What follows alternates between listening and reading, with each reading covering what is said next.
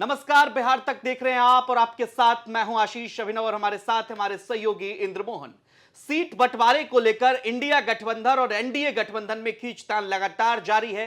माथापच्ची हो रही है कि आखिर ये डेट फाइनल कब हो। इंडिया गठबंधन में भी और एनडीए गठबंधन में भी, दोनों गठबंधन में सीट शेयरिंग को लेकर लगातार बातें की जा रही है। लेकिन इन सब के बीच एक चेहरा ऐसा है जो दोनों गठबंधन की ओर देख रहा है, या फिर इसे ऐसे भी समझे कि दोनों गठबंधन उस चेहरे की ओर देख रहा है, और नाम है मुकेश सहनी, जो कि बिहार सरकार के पूर्व मंत्री भी रह चुके हैं। इंद्रमोहन सर, अब सहनी की भी एक खामोशी आ रही है। वो भी न इंडिया गठबंधन के पक्ष में ज्यादा बयान दे रहे हैं, न एनडीए गठबंधन के पक्ष में। अब मामला बहुत 2-4 दिनों का फासला रह गया।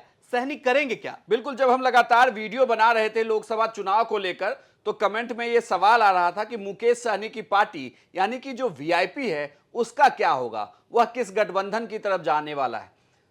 राजनीतिक जानकारों की माने और जो हमारे सूत्र कह रहे हैं उसके अनुसार मुकेश सहनी लगातार बातचीत कर रहे हैं दोनों धड़ों से, लेकिन उनकी प्रमुखता यह है कि उन्हें एनडीए के खेमे में जगह दे दी जाए। एनडीए खेमे से उनकी बातचीत लगातार जारी है, बल्कि सूत्र ये भी कह रहे हैं कि इन शांति वाले दिनों में मुकेश सहनी लगातार दिल्ली में बड़े नेताओं से, बीजेपी के बड़े नेताओं से मुलाकात कर रहे हैं और बातचीत कर रहे हैं। जो एनडीए में सीट शेयरिंग का पूरा हिसाब किताब है उसमें यह कहा जा रहा है कि उसमें वीआईपी की भी एंट्री हो जाएगी। हालांकि सिमिलरली उनकी बातचीत लालू यादव के खेमे से भी चल रही है। यह भी कहा जा रहा है कि अगर एनडीए में उन्हें मन मुताबिक सीटें नहीं मिलती है तो वो इंडिया गठबंधन की तरफ तुरंत चले जाएंगे। लेकिन यह बातें तय है कि वह गठबंधन में ही चुनाव लड़ने जा रही है, वीआईपी गठबंधन में ही चुनाव लड़ेगी। लेकिन दो तरह के सवाल आते हैं मुकेश सहनी को लेकर। देखिए, मुफीद जो राजनीतिक जानकार कहते हैं, या लाइव सेशन में जो आप कमेंट की बात कर रहे थे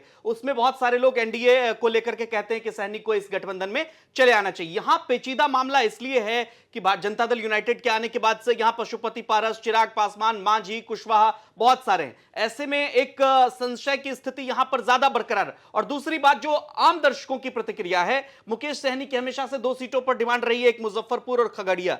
इन 2 सीटों पर खगड़िया से देखिए अभी एलजेपी, मतलब जो उनका पशुपति पारस की पार्टी, उनके पार्टी से सांसद है महबूब अली कैसर, तो अगर उस गठबंधन में जाते हैं मुकेश सहनी तो उनको खगड़िया सीटें आसानी से दी जा सकती है, मुजफ्फरपुर पर भी विचार किया जा सकता है। सबसे पहले तो बड़ा सवाल यह कि मुकेश सहनी की जरूरत क्यों हो रही है। दरअसल मुकेश सहनी मतलब निषाद वोटर। निषाद वोटर ये तय करेंगे कि मुकेश सहनी किधर जाएंगे, और यह भी माना जाता है कि निषादों का कोई नेता है बिहार में तो उसे आप मानिए कि वो मुकेश सहनी। मुकेश सहनी ने अपनी पीछे की राजनीति में इतना तो एस्टैब्लिश कर लिया है खुद को। अब रही बात लोकसभा चुनाव में सीटों की, कि वो किन सीटों की मांग कर रहे हैं और वो कहां से लड़ेंगे। ऑब्वियसली मुजफ्फरपुर उनकी पहली पसंद है, हाँ, कि वहां पर वो सीटें उन्हें मिल जाए। लेकिन उस सीट को लेकर थोड़ा बीजेपी की वो सीट है, तो बीजेपी उस सीट को छोड़ेगी या नहीं, ये देखना बड़ा दिलचस्प होगा।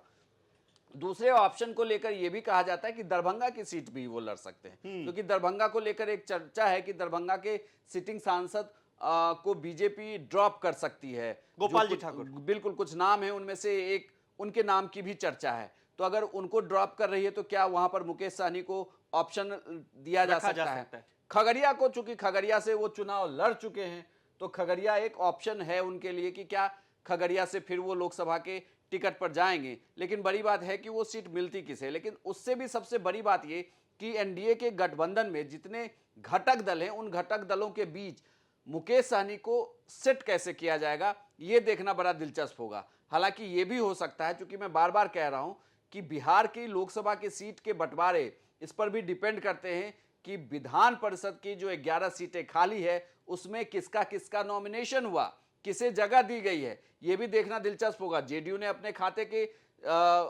सदस्यों का नॉमिनेशन करवा दिया है, लेकिन अभी बीजेपी की लिस्ट आनी बाकी है, तो थोड़ा इंतजार करिए, क्योंकि वो लिस्ट आएगी, उसमें बहुत सारी इफ एंड बट के जवाब आपको मिल जाएंगे। उसमें यह भी हो सकता है कि क्या पता मुकेश सहनी की एंट्री हो रही हो, मुकेश सहनी की पार्टी की तरफ से कोई एमएलसी बन जाए, क्योंकि तमाम परमुटेशन कॉम्बिनेशन वहां भी सेट कर रहे हैं। क्योंकि अगर कोई किसी की पार्टी का सांसद नहीं बनेगा तो क्या वो बिहार में मंत्री बन सकता है। बिल्कुल, एक ऑप्शन है इनके पास।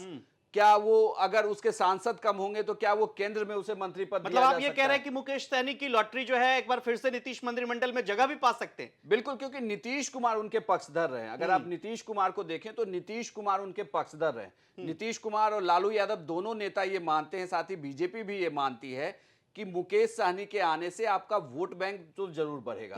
वो वोट बैंक उनकी भी स्विंग एक करा अपनी सकते हैं, फैन उनकी फॉलोइंग अपनी एक फैन फॉलोइंग है, उसका आपको फायदा मिलेगा और इसी फायदे के लिए ही आने वाले दिनों में दोनों गठबंधन की कोशिश है कि मुकेश सहनी को अपने पाले में कर लिया जाए। अब मुकेश सहनी को यह तय करना है कि मुकेश सहनी जाएंगे किस तरफ, क्या वो इंडिया गठबंधन के साथ जाने वाले हैं या फिर एनडीए में जाकर चुनाव लड़ने वाले हैं। लेकिन एक बात तय है कि ये सीटों की संख्या बहुत ज्यादा नहीं होने वाली है, सीटों की संख्या कम ही होगी, उनके साथ बार्गेनिंग के ऑप्शन कम है बिहार में। लेकिन देखना दिलचस्प होगा कि वो कितनी सीटें मांगते हैं और अगर वो गठबंधन में नहीं गए तो ये भी आशीष मान के रखिए कि अगर वो अलग से भी चुनाव लड़ जाते हैं और कुछ सीटों पर वो अपना कैंडिडेट देते हैं, नुकसान दोनों तो को पहुंचा सकते हैं। वो दोनों गठबंधन के गुनागणित को बिगाड़ सकते हैं। बिल्कुल, तो ये देखना बड़ा दिलचस्प होगा कि सन ऑफ मल्लाह के नाम से मशहूर मुकेश सहनी आखिर किस गठबंधन की तरफ जाते हैं और उनकी जो चुप्पी है, क्या अंदर खाने उनकी डील हो चुकी है? आपको क्या लगता है